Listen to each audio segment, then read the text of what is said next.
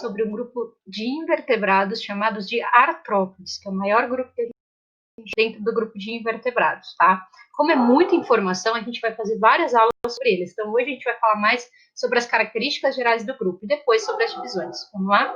Muito bem. Bem, então o grupo dos artrópodes, como eu disse, é o maior grupo de invertebrados que a gente tem. Na verdade, inclusive de vertebrados, como mamíferos, anfíbios e répteis, porque existe uma variedade gigantesca desses animais e eles conseguem colonizar absolutamente todos os tipos de ambiente. Então, é um grupo muito bacana de estudar e muito complexo também, já que tem uma variedade de informações. Por isso, até que a gente vai fazer por etapas, tá bom? Bem, então, filoartrópoda ou artrópodes tem a ver com os pés que todos esses animais apresentam, porque eles são pés articulados, tá? Eles variam em formato, tamanho e quantidade, mas todos os artrópodes têm pés articulados, beleza? Bem, entre outras espécies, a gente encontra aqui insetos, aranhas, crustáceos como caranguejos, né, e ciris, e por essa variedade de animais, eles apresentam mais de 1 milhão de espécies diferentes e vivem em todo tipo de ambiente. Existem vidas livre e parasita, ou seja, existem animais que vivem livremente pelo ambiente e aqueles que vão parasitar outros indivíduos para conseguir sobreviver, tá? Quais são as características? Aqui a gente não vai usar todas, tá? Eu vou deixar aqui para vocês verem esse monte de palavra estranha, mas o que interessa para a gente é que eles têm simetria bilateral, ou seja, eles têm uma simetria igual dos dois lados do corpo. Eles têm segmentação, ou seja, o corpo é dividido em partes, tá? Eles têm uma estrutura externa chamada de exoesqueleto, que a gente vai falar bastante. E eles têm apêndices corporais, como antenas, como asas, como glândulas de veneno, e a gente vai usar essas informações aqui, tá bom?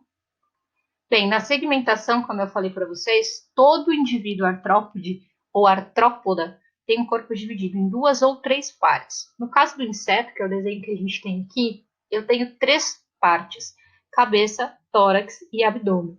E essa divisão ela nunca vai mudar. Por isso que eu falei que a segmentação é uma característica muito importante. Tanto na fase larval quanto na fase adulta, os artrópodes apresentam essa segmentação, tá? Aqui a gente tem as imagenzinhas para vocês verem. O exoesqueleto, que eu disse que eu falaria bastante sobre ele. Ele reveste externamente o corpo, então ele é um esqueleto externo, como se fosse uma armadura dentro externo desses animais. Ele é formado por uma substância chamada quitina, que é a mesma substância que forma, por exemplo, a nossa unha.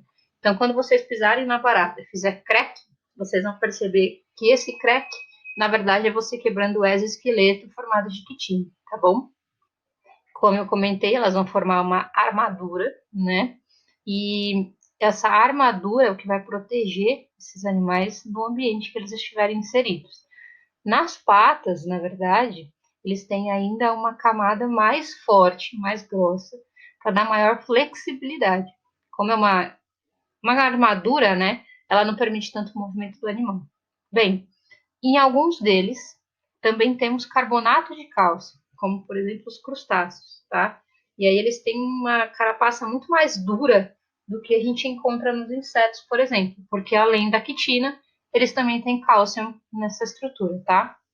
E quais são as vantagens desse tal exoesqueleto? Aqui tem algumas, como proteção, a capacidade de ser impermeável, então a água não é absorvida, e a gente tem o desenvolvimento do corpo deles sempre protegido, né? Eu vou falar um pouquinho melhor sobre isso.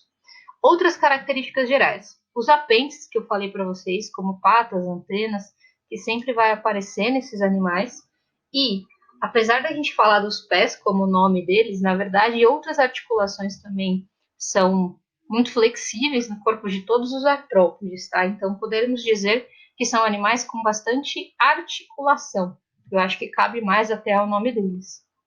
E é justamente essa articulação que garantiu o sucesso evolutivo desse grupo. A gente tem aqui nas imagens a variedade de animais que a gente encontra dentro desse grupo e o quanto adaptados eles são e o quanto diferentes eles são, mesmo sendo artrópodes, tá?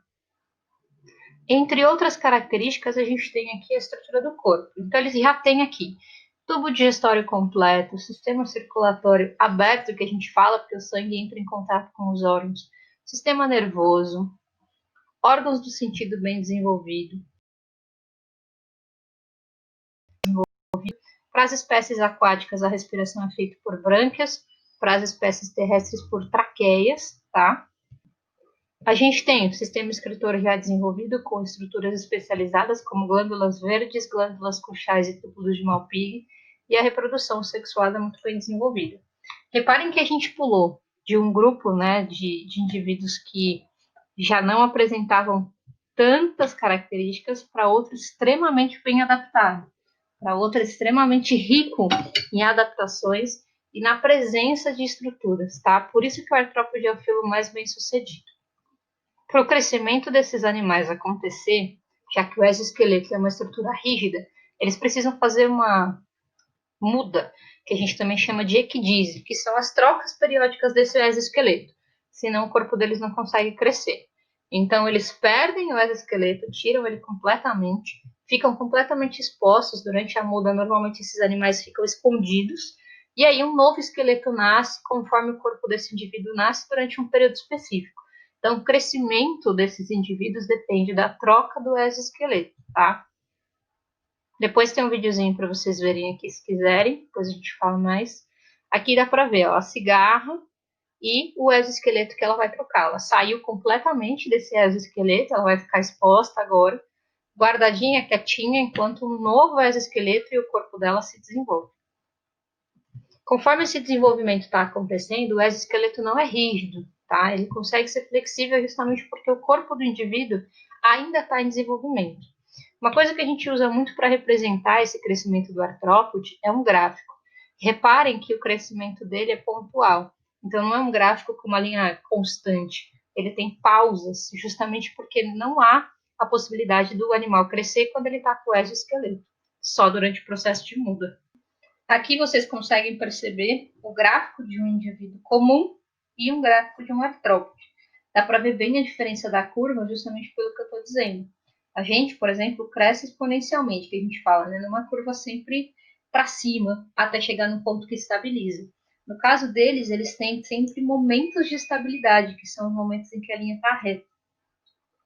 E é um momento extremamente importante para o desenvolvimento do animal. Entre todo o processo de vida, a equidise, né, que é o processo de muda, é fundamental para o desenvolvimento e fortalecimento do animal. Ela pode acontecer várias vezes na vida, poucas vezes na vida, em períodos específicos, de forma aleatória. Isso vai depender muito do animal que a gente está falando. Como eu disse, é um grupo muito diverso, então não dá para criar uma regra única em relação a isso, tá? Os grupos, inclusive, que são chamados de classes, eles seguem alguns critérios de organização, como, por exemplo, a divisão do corpo, o número de patas, o número de antenas e a presença ou ausência de asas. Então, para a gente estudar, por exemplo, insetos, aracnídeos e crustáceos, a gente tem que considerar essas características para conhecer melhor cada um deles, tá bom? Bem, nessa aula a gente só precisava entender um pouquinho quem eles são, o que eles têm em organização, para depois falar das classes. Volto na próxima aula, então, para a gente começar a falar dos insetos.